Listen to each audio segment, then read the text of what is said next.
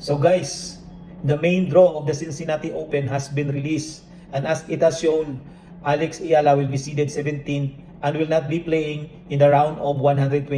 She goes ahead and plays someone in the round of 64, which will be either Linette or Rus. Against Linette, Alex has beaten her this year 2 times. Against Rus, they haven't met each other this year, but she lost way back in 2024, but it doesn't matter anymore. That was 2 years ago. So we will see who Alex will meet in the round of 64. So after the round of 64, once she beats any one of them, she goes ahead to the round of 32, where Anisimova Ba will be waiting for her, another powerful player, hard ground stroker, so we will see what will happen in the round of 32. And if she wins against Anisimova Ba, incidentally hindi pa sila nag-meet ni Anisimova Ba, not ever, not this year. So it will be the first time for both of them to fight each other. So after she wins against Anisimova Ba, hopefully she will meet her tormentor, her nemesis Linda Noskova, the current Wimbledon champion, in the round of 16.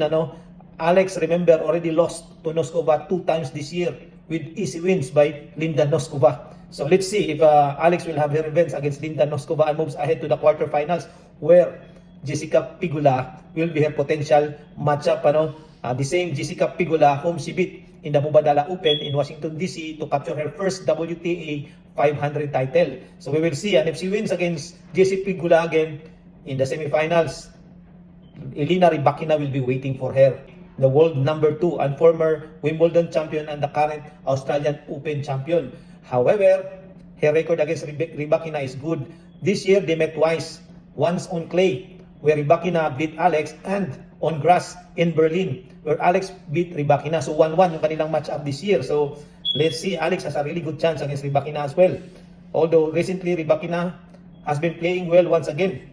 After hiatus for several months, medyo hindi maganda record ni Rybakina. She even lost early in Wimbledon where she was the favorite.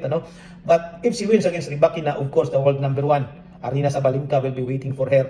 And they haven't met before. So yan yung magiging pack ni Alex sa Cincinnati Open. And we will see what will happen. But she really has a very good chance once again. Although the lineup is really stacked up with a lot of elite players, Alex has really improved a lot, and she has proven that she can beat the best. In fact, she is tied for most wins against top 10 players this year. So let's keep supporting Alex. Let's follow her at the Cincinnati Open. This coming Saturday or Sunday morning yan, guys, yung kanyang unang match round of 64.